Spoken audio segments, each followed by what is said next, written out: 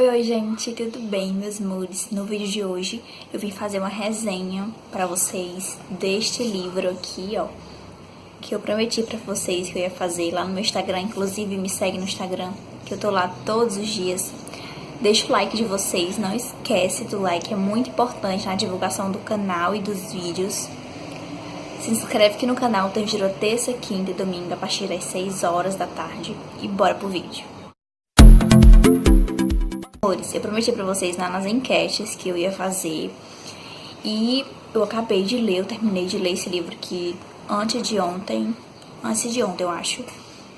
E eu li ele em 3 dias, porque eu vou explicar pra vocês. Ele é bem pouquinha página. Eu vou olhar aqui pra vocês quantas exatamente. 160 páginas. Eu tinha que ler esse livro em um dia e uma tarde. Só que eu tava terminando um e começando esse, então eu tava lendo 2 ao mesmo tempo. Então, por isso que eu não terminei logo. Mas 3 dias consegui entender tudo, assim, basicamente. E agora eu vou explicar pra vocês o começo dessa história. Esse livro aqui, Uma Casa no Fundo de um Lago, do Joyce Malerman. Eu acho que eu não sei falar sobre o nome de ninguém. E ele é autor da Caixa de Pássaros. Era um menino, 2 adolescentes, na verdade.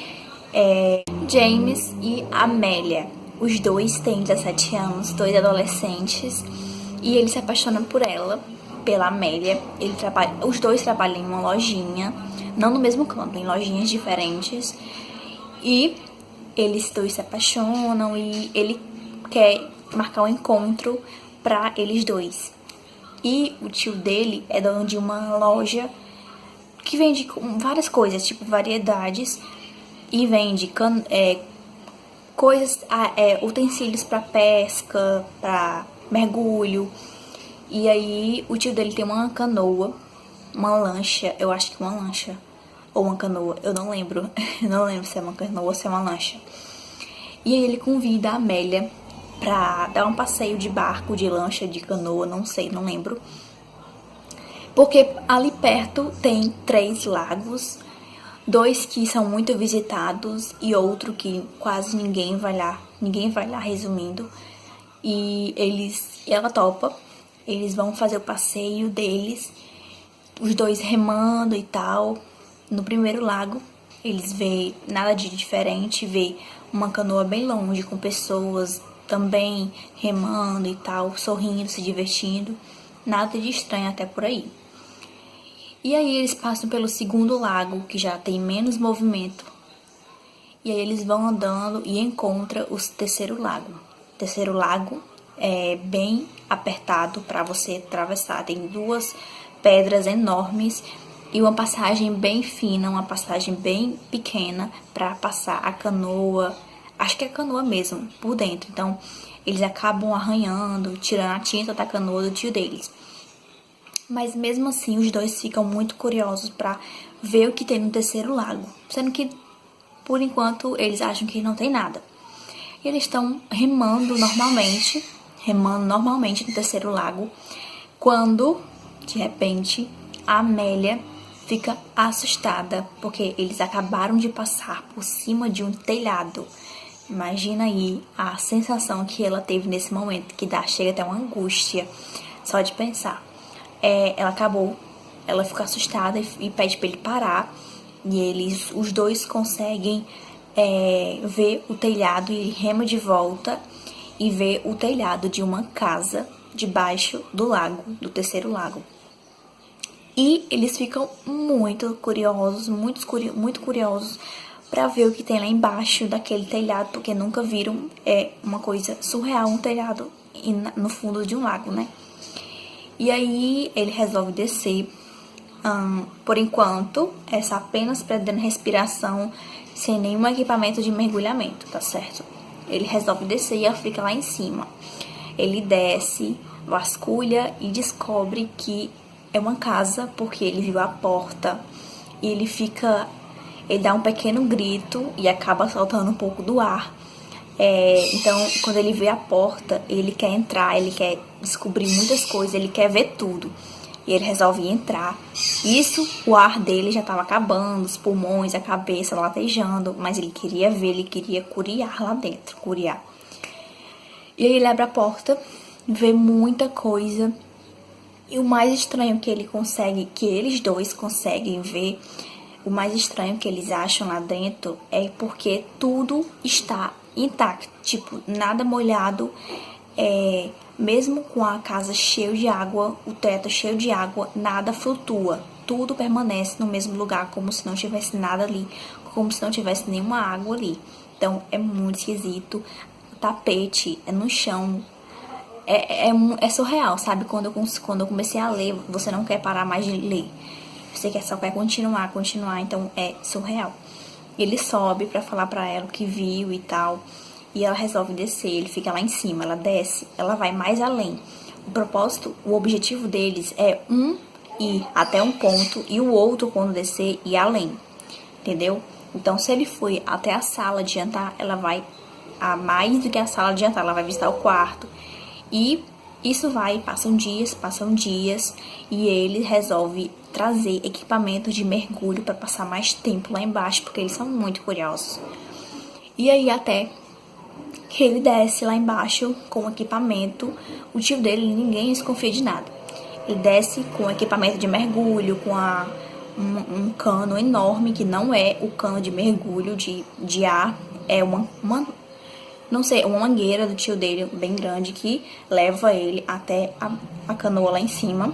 E se algo acontecer com a Amélia, ela balança a canoa e ele sabe que tem que voltar.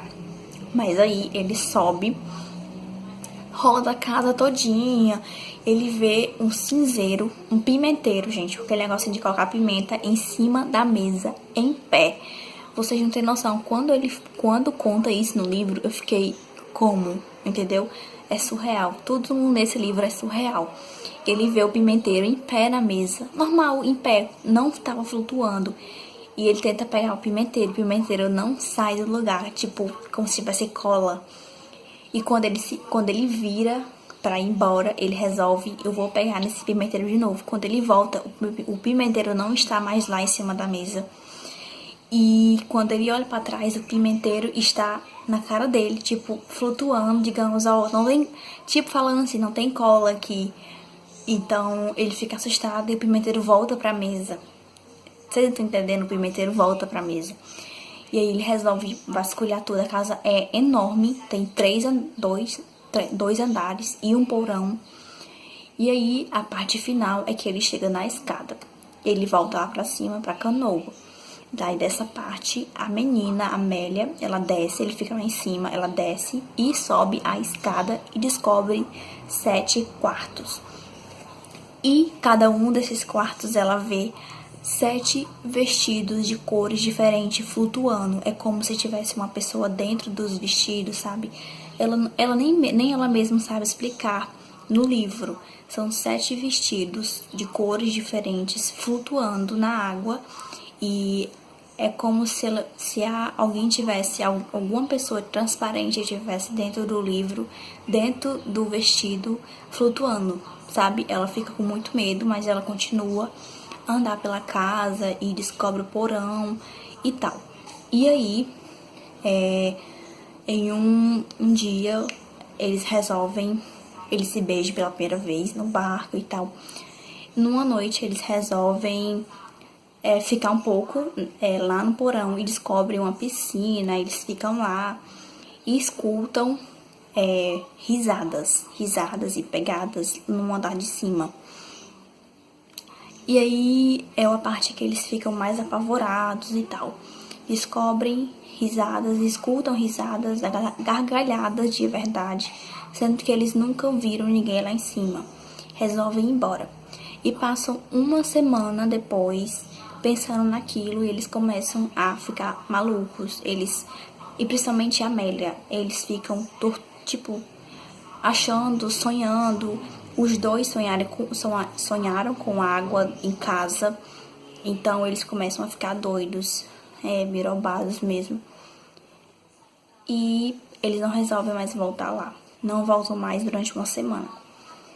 E aí, até que a Amélia fala pro James, a gente precisa voltar, precisa nos apresentar para essas pessoas, sendo que não tem ninguém lá, gente. E aí eles voltam e ela vê uma boneca de cera, pronta pra ser moldada, na verdade, sem pele, sem nada, é só uma boneca de cera. E ela tenta falar oi pra ela, mas a boneca tem uns olhos desse tamanho e nada acontece. Eles voltam pra casa e resolvem não entrar mais naquela casa, nunca mais, porque eles estão realmente ficando malucos. E aí até que um dia eles começam a namorar normalmente e tal. E aí ela chama ele pra ver uma coisa na rua. Ela chama ele pra ver uma coisa na rua e fala que encontrou. E ele pergunta o quê? Ela fala que encontrou a casa, que encontrou a porta, que é igual a lá de baixo. Ela fala assim, eu lembro que ela fala assim, encontrei, James, encontrei a casa. Aí ele falou, não tô vendo nada. Aonde tá? Aí ela fala, ali está ela. E aí o livro termina e eu fiquei um pouco sem entender o final do livro. E isso me deixou muito chateada, porque eu quero assistir outras resenhas pra entender o final do livro, que eu não sei explicar pra vocês, mas termina nisso. Ela ficou maluca, ela tá vendo outra casa na terra, sem ser no lago, igualzinha lá de baixo. Então é um livro muito esquisito e muito assustador. E tipo, ah meu Deus, tem morte. Não tem nenhuma morte nesse livro. Diferente da Caixa de Pássaros, que tem mortes. E esse aqui não tem. Então esse aqui, se você tem medo de terror, não tem problema, porque esse daqui é um pouco assustador, ele não é tanto. O livro todo eu fiquei esperando a morte acontecer e não aconteceu, tá bom? Então, se você tem medo de terror como igual a eu, não precisa, porque esse livro aqui, ele é maneirinho, sabe? Ele não pega muito pesado. E o final foi o meu único problema pra entender. Nas minhas conclusões, ela ficou maluca. Apenas isso. Se tiver outra coisa, me conta aqui nos comentários. Mas essa coisa foi a única coisa que eu consegui decifrar no final dele.